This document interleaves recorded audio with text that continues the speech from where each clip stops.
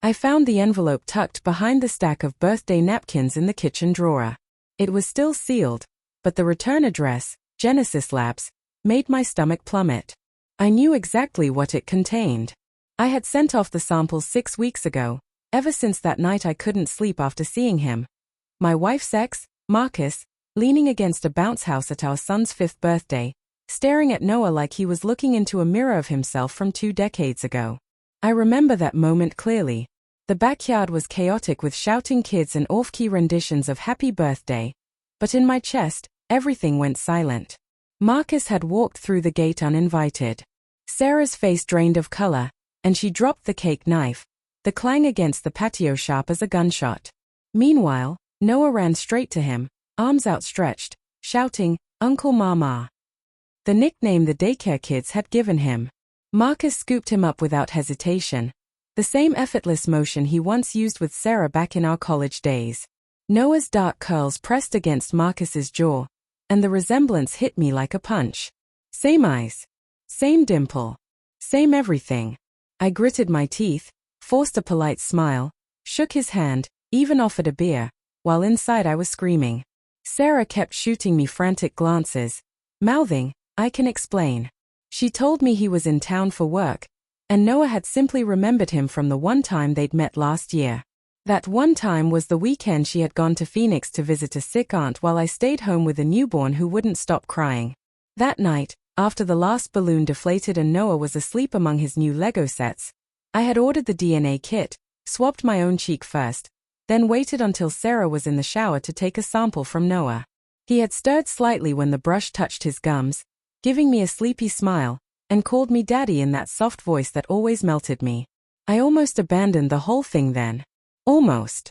But I sealed the samples, mailed them off, and spent 6 weeks on edge every time my phone buzzed. And now the results were here, hidden under Thomas the Tank Engine napkins like Sarah hoped they might disappear. I carried the envelope to the garage so she wouldn't hear me tear it open. My hands shook violently, nearly dropping it twice. The paper felt heavy, as if already soaked with the weight of its revelation. Probability of paternity, 0%.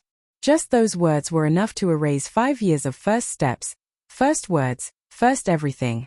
I read them over and over, convinced I had misunderstood, until my vision blurred and my throat tightened. Noah wasn't mine. I don't know how long I stood there in the dark, surrounded by the smell of motor oil and my own ragged breathing. I expected anger to rise, fiery, destructive rage, but it never came. Instead, there was only an icy, hollow grief, as though all the warmth inside me had been scooped out, leaving me rattling in my own skin. Then the side door opened. "Babe, have you seen the extra candles?" Sarah's voice floated in, casual and sweet, the same voice that once whispered, "I love you," while no one else was awake. Her footsteps came closer. "Oh, there you are." She switched on the light. I didn't move, didn't turn around, holding the paper like a guilty man clutching a weapon. "Jake." Her voice cracked when she spoke my name.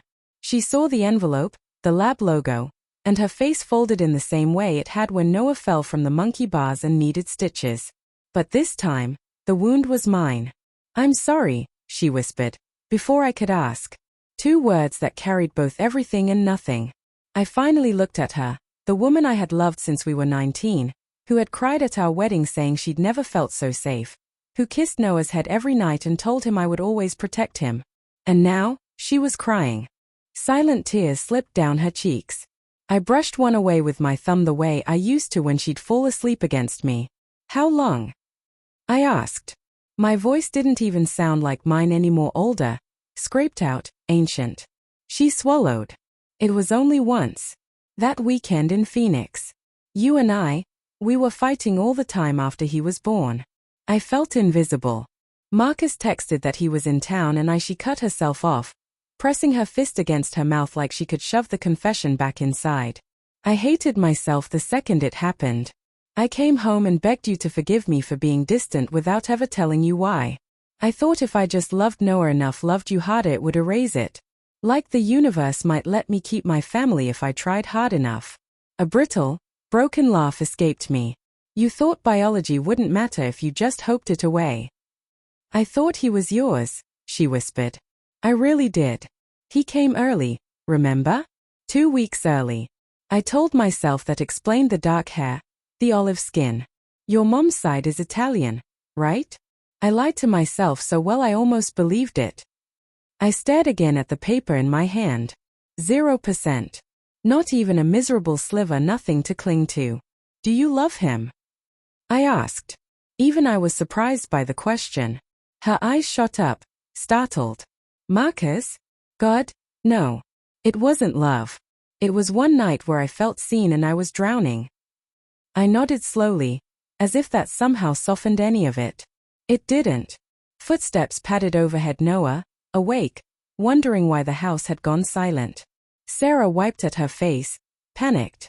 Please, Jake. Don't take him from me. I know I don't deserve anything, but he's all I have. He's all I have too. I wanted to shout. The only thing in my life that ever felt like solid ground.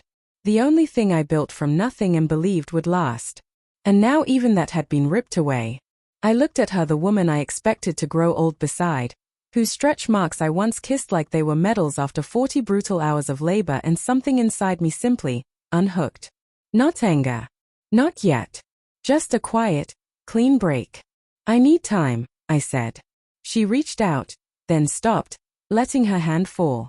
I walked past her, past the half-iced birthday cake on the counter with its 5 crooked candles, and climbed the stairs.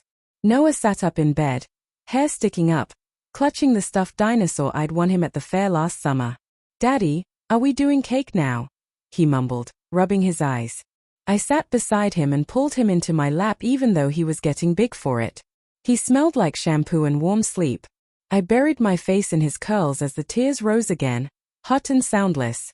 Yeah, buddy, I whispered. We're doing cake. He didn't know tonight was the last time he'd curl into me believing I was his real dad.